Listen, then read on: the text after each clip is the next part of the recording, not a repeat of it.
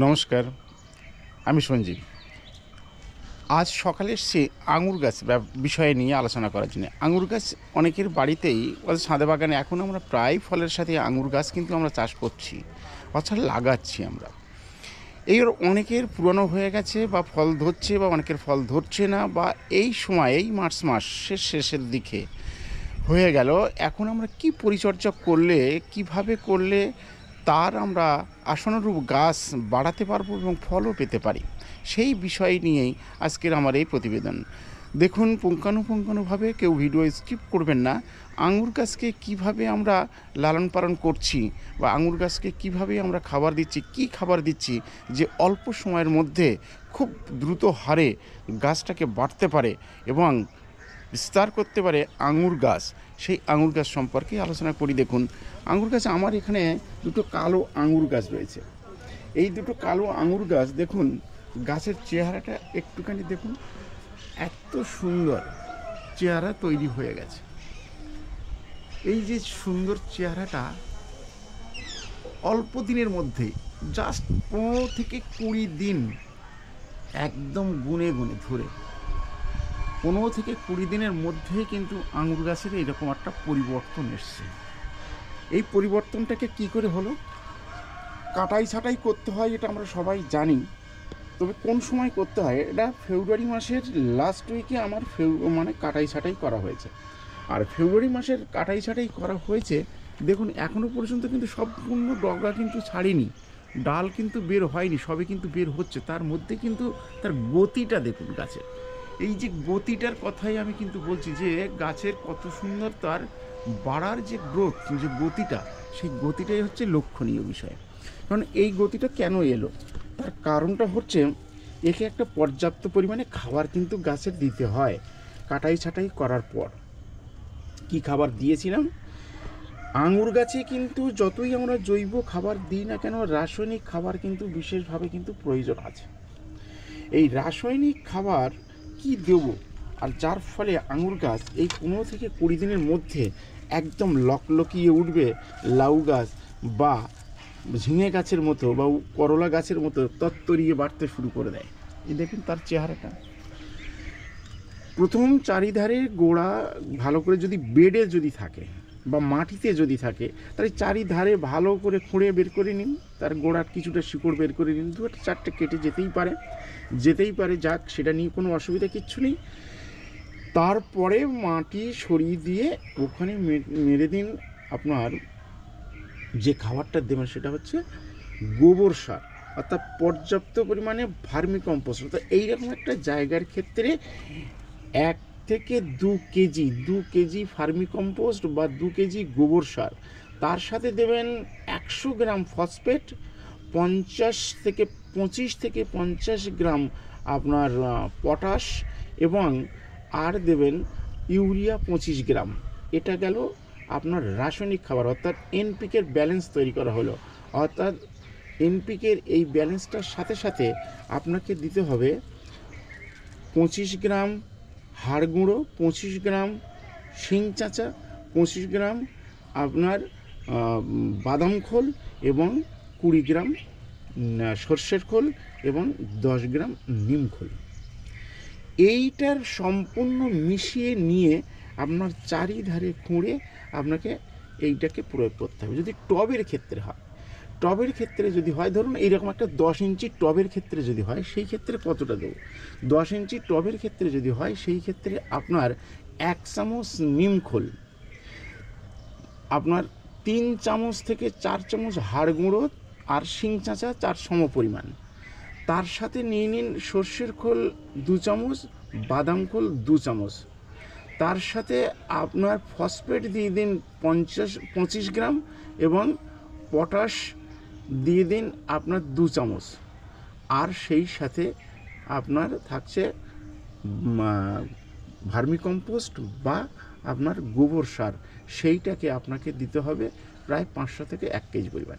সবগুলো সুন্দর করে মিক্সড করে মাটিগুলো খুঁড়ে বের করে নিয়ে আপনি চারিধারে দিয়ে ওইটা সুন্দর করে চাপা দিয়ে আপনি জল দিয়ে দিন। এইবার জল দেওয়ার পর এক্ষেত্রে দেওয়া হলো, এইবার সেই ক্ষেত্রে দেওয়ার পরে আপনাকে জল, পর্যাপ্ত পরিমাণে জলটা কিন্তু যোগান রাখতে হবে, এটা কিন্তু মাথায় রাখবেন। খাবারটা কিন্তু শুধু দিলে হবে না, খাবারটার কিন্তু পচন ক্রিয়া হওয়ার দরকার আছে, এবং গাছ সেইটা যেন গ্রহণ করতে পারে। ড্রাই ফুড তো আর গ্রহণ করতে পারবে না। যতটা লিকুইড হবে, শিকড় যত পরিমাণে তারা স্প্রেড করবে, তত পরিমাণে কিন্তু গাছের গ্রোথটা কিন্তু বাড়তে থাকবে। গাছের গ্রোথ তখনই বাড়ে যদি সে শিকড় পর্যাপ্ত পরিমাণে কিন্তু সে তো বৃদ্ধি পায়, তাহলেই কিন্তু সে খাবার গ্রহণ করতে পারে। আর খাবার গ্রহণ করতে পারে মানে গাছটা কিন্তু আপনার তত্ত্বরিয়ে বেড়ে ওঠে। এইটাই হচ্ছে স্বাভাবিক নিয়ম। তাহলে সেই ক্ষেত্রে আপনাকে কিন্তু খেয়াল রাখতে হবে, কারণ এখন ড্রাই, এখন শুকনোর সময়। তাহলে সেই ক্ষেত্রে হয়তো এখন ওয়েদার খারাপ, অর্থাৎ বর্ষা হচ্ছে, সেই দিক থেকে একটা আমাদের বাঁচোয়া। তো যাই হোক, এখনও যারা এই কাজটা করেননি আঙুর গাছের ক্ষেত্রে, তারা কিন্তু এখনই কাটাই ছাটাই করে ফেলুন। এখনও সময় আছে, কাটাই করে দিন, ছেটে দিয়ে দিন, রেখে দেবেন না, ডাল ছেটে দিয়ে দিন, একদম ছেটে মুড়ো করে দিয়ে দিন। দেওয়ার পরে খাবারটাকে প্রয়োগ করুন, আর সেই সাথে সাথে ফাঙ্গিসাইড অবশ্যই স্প্রে করে দেবেন। ফাঙ্গিসাইড আপনার কাছে যে ফাঙ্গিসাইড আছে, ব্লাইটক্স থাকতে পারে, আপনার সাপ থাকতে পারে, আপনার রেডোমিল গোল্ড থাকতে পারে, যে কোনো ফাঙ্গিসাইড আপনি কিন্তু অবশ্যই সম্পূর্ণ গাছটাকে, ডালটা, অর্থাৎ এইরকম গাছ তো আর হবে না, আপনার সম্পূর্ণ কাটা ছেঁড়া ডালটাকে সুন্দর করে ভিজিয়ে একদম দিয়ে দেবেন। দেওয়ার পরে আপনার কিন্তু গাছ এইরকম দেখবেন যে বেশ 15 দিন লাগবে না, আপনার 10 থেকে হার্ডলি 15 দিনের মধ্যেই আপনার গাছের এইরকম ছোট্ট ছোট্ট কিন্তু ডাল, কিন্তু কচি ডাল কিন্তু বেরোতে শুরু করে দিয়েছে একদম। এই দেখুন আমার বেরিয়ে গেছে 20 দিনের মধ্যেই কিন্তু গাছের চেহারা কিন্তু বদল হয়ে গেছে একদম। গুনে গুনে 20 দিন, আজকের বয়স হচ্ছে 20 দিন। এই 20 দিনের মধ্যেই কিন্তু গাছের চেহারা বলে দিচ্ছে যে আমি কত দূর বাড়তে পারি। তো এইভাবে এখনও আঙুর গাছ যারা পরিচর্যা বা খাবার প্রয়োগ করেননি, এই চাপান খাবারটাই কিন্তু তাকে আগামী দিনে ফল আনতে কিন্তু সাহায্য করবে, এবং গাছটাকে ঝোপালো এবং বড় করতে সাহায্য করবে। একটাই খাবার। এরপরে যে ওষুধ আপনি প্রয়োগ করবেন, আমরা গাছে যেমন ওষুধ প্রয়োগ করি সেই রকম ওষুধ প্রয়োগ করবেন। এই রকম বলতে বলতে আঙুর গাছের কিন্তু ফুল এসে গেছে, লক্ষ্য করুন। এই দেখুন ফুল এসে গেছে, এই দেখুন ফুল এসে গেছে। তাহলে আমি যে বললাম, দেখুন সব ডগায় কিন্তু এইবার কিন্তু ফুল আসার কিন্তু সময় কিন্তু হয়ে গেছে।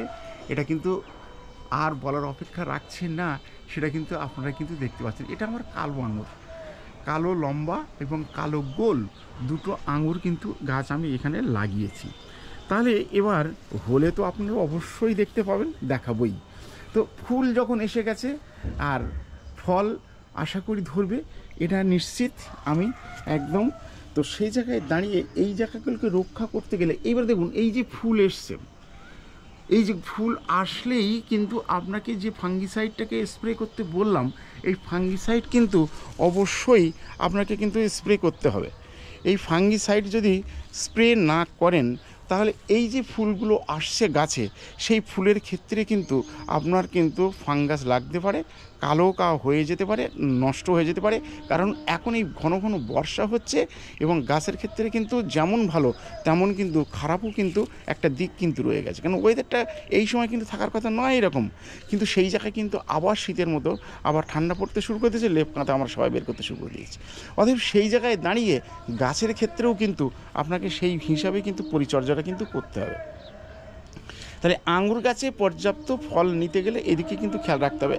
আর মাসে একবার করে কিন্তু কম করে আপনাকে কিন্তু পেস্টিসাইড, অর্থাৎ কাকা বলুন আর আপনার কাছে যে ওষুধ আছে, এখানে কিন্তু বাধ্যবাধকতা নেই যে এই ওষুধ আপনাকে প্রয়োগ করতে হবে। আমি সব সময় একটা জিনিস বলে রাখি, যে যার কাছে যেটা, আমি যেটা ব্যবহার করছি সেটা আপনার কাছে নাও থাকতে পারে, কিন্তু আপনার কাছে যেটা আছে সেটাই কিন্তু আপনি ব্যবহার করুন, তাতে কোনো অসুবিধা নেই।